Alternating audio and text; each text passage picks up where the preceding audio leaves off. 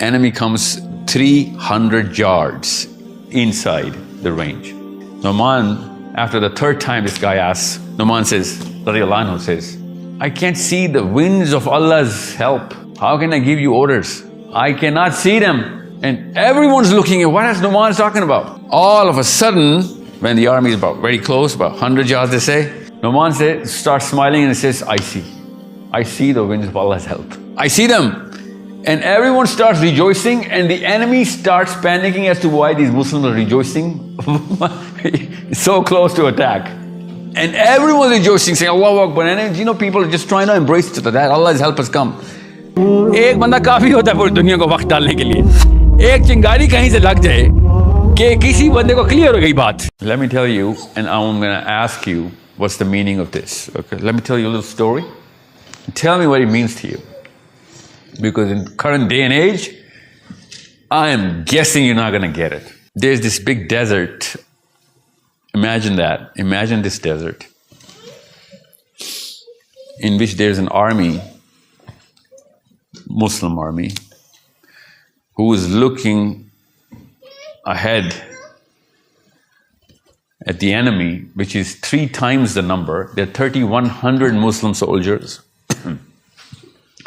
And about 10,000 enemy, strong, well-built, shining silver armor coming the Muslim way. And this Muslim leader, Nu'man radiallahu anhu, okay, that's his name. He's standing with the flag in his hand, grounded in the sand, and is staring right inside those shining armor of that enemy. All the Muslim soldiers are waiting when Nu'man is going to give the order. And he's just looking. Anyone has heard this? This is a very famous incident. Okay. Tell me what it means. Okay, I'm going to ask you. And I'm going to ask you the most simple question, no trick questions here. Okay, because this is Islam, and this is how far we are from it, and this is why. I'll tell you, all women, you're going to feel this. This is why none of you guys can guarantee, none of you guys, that whatever you're going to ask for a prayer today or tomorrow is going to come true. If anything, all of us can guarantee that most of our prayers are not going to come true. And that's exactly what we're all actually thinking to our own selves alone on the Janamaz every single day. We have lost the faith in our own prayers. Okay? Let's not sugarcoat anything. We know that we don't pray with an anticipation of a high probability. We all know that. I'll tell you why it happens. Okay, this is why I'm actually trying to wake up everybody. So Nu'man radiallahu anhu is standing, this flag is waving, and everybody's waiting for Nu'man to say, jump in. But nobody can, because this is the rule of Islam, that when the commander, unless the commander gives an order, you cannot do anything. It's way more critical than during a Jama'ah. In the Jama'ah, Imam says Allahu Akbar, everybody says Allahu Akbar. You cannot just say Allahu Akbar before. But this is not as critical as inside the war situation. So Nu'man radiallahu anhu is just standing, he's just staring, dead eyes, inside the ranks. And everyone's quivering as to what's going on. So one Sahabi, he just comes in close to Nu'man, okay? And he dares to say, of course, the question everyone's thinking about. What are you waiting for? ماذا تنتظر? ماذا تنتظر? He hears it 3 times. تنتظر. And then he looks back, and then he looks up, and then he starts staring. And the enemy comes 300 yards inside the range. Okay? I was 12 or 13 when I heard this story, and I asked a simple question to my teacher. He was a Yemeni, and I asked him, because he was narrating, and he was, this dude had this habit of just going into the details. I'm not going into the details, okay? I'm just building up so that everybody gets connected. And I expect you guys to understand and ask that question too. And if you don't worry about it. I'm going to help you. Because I just want to understand how far are we from each other. Literally each other. Right now, right here. So, Nu'man, after the third time this guy asks, Nu'man says, radiallahu anhu says, La ara riyaha aunillah.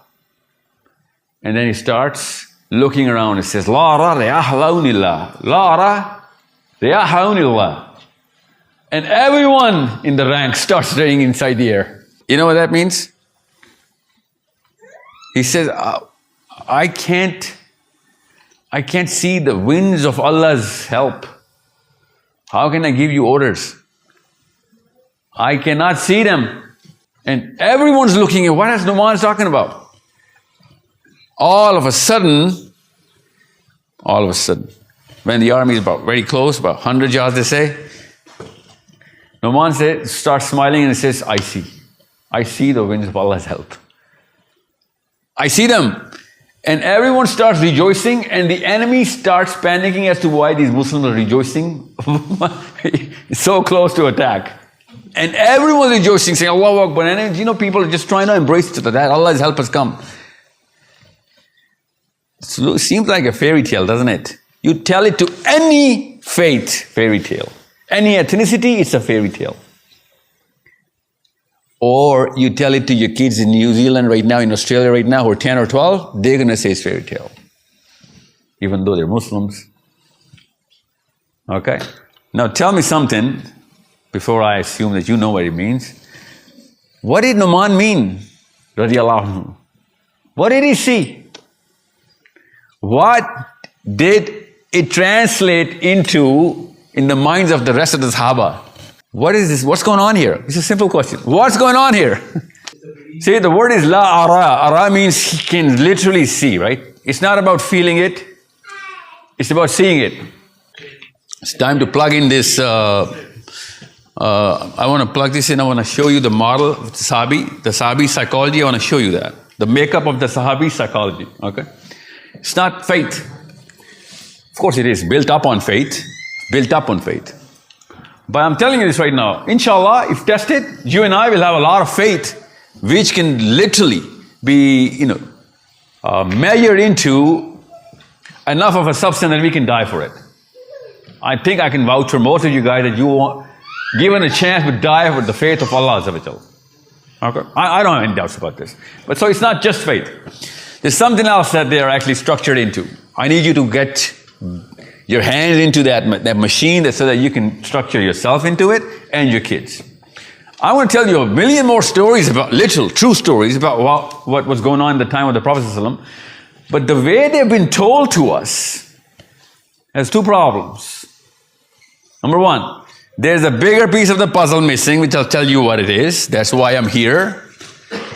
And when they're told to us these kind of stories, the storyteller himself does not believe in those stories.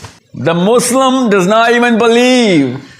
Because if you're going to ask him, how did Ali ibn Abi Talib did this? Or Umar Khattab said, no, go from the left, Abu Ubaidah. And Abu Ubaidah is 5,000 kilometers down north in Syria or wherever. And everybody can hear Umar Khattab saying, no, not from the left, go from the right. And Abu Ubaidah says, did you hear Umar Khattab? Everyone says, yeah. It's not just you. Everybody heard Umar Khattab's voice coming from the heavens, literally. Even though he was in Medina at that time. So even the storyteller does not carry the same belief. Because I'll tell you what's missing. I'll show it to you, the whole model, don't worry. There's something I want to tell you before I tell you all of this. So, anybody? Nu'man. La ara. What does that mean? I don't see. Okay, I'll help you. I'll help you because we're not trained into Islam. Big statement, isn't it? We're not trained into Islam. It's like I'm the only guy. Huh? No, that's not how it works. He did see Allah's help coming. It is not a metaphor. I'll show you what he saw later. But just to help your minds right now, he did actually see Allah's help coming down. Yes. I think his elbow was clear. What's your name, ma'am? This is the second time you did this to me. What's your name? Rushna. Serotonin alpha. We're not going to talk about this today. Okay? She's used to it. Yeah, so Rushna, give me something. Use words that everybody else can understand. Look at, as I said, these guys had a very strong belief in God. Well, Alexander never claimed that Allah's help is coming. He said the God is not going to abandon them. And just because he can't see, No, even if there was a false statement from Alexander saying, I see Zeus descending down upon us. No, he never said that. Even if he did say that, that's a motivational lecture. Nu'man radiallahu anhu is not giving motivation to people. Actually, on the contrary, he's stopping. No, Allah is not. Allah. Ji, yes, sir.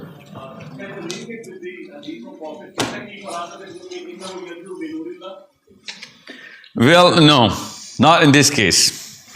You came close and you missed it. No. I think he took leadership for all the Muslim Ummah, and that's why. What's your name? Maybe. Explain that, please. I can't expect such a straight-on answer. That is the truth. That is what's going on. Marine, how old are you?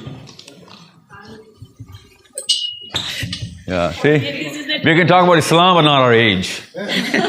Marine, come on. 43. Yeah, okay, I'll tell you, Marine, not to pick on you. I'm not talking about you.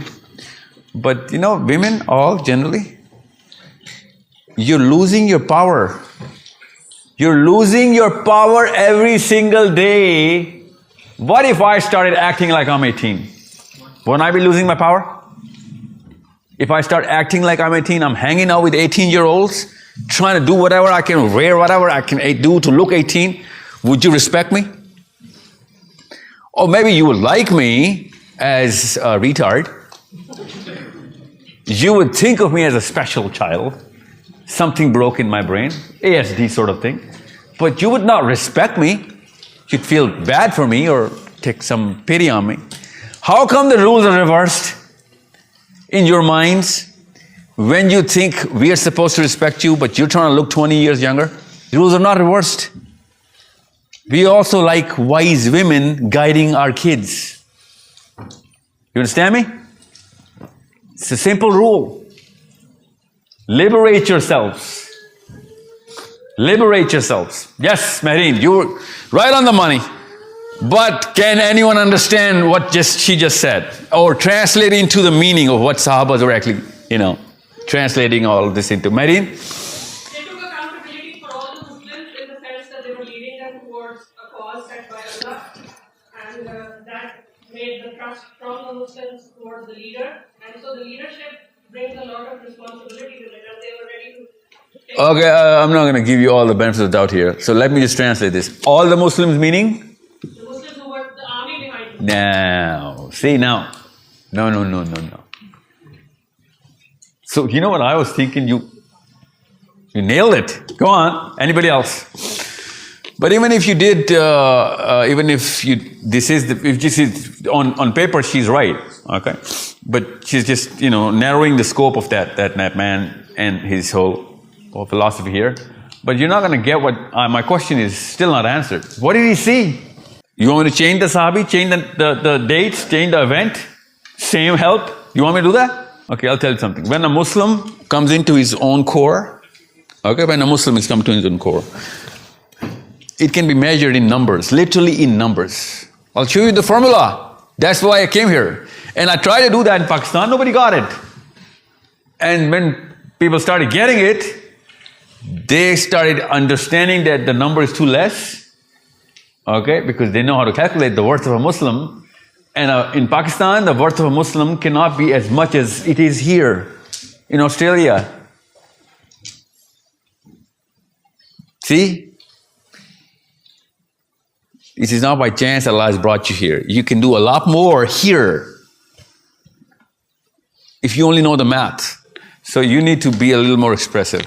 So Nu'man radiallahu anhu, he saw the sky breaking down. He saw the sky breaking down. The whole heaven is opening up. One Sahabi narrates, you know what, let's just keep the Sahabis alive for just 1 second. Abu Sufyan, when he was not a Muslim, he saw the same event happening when? In Badr. And you know what? He's the first man to cry.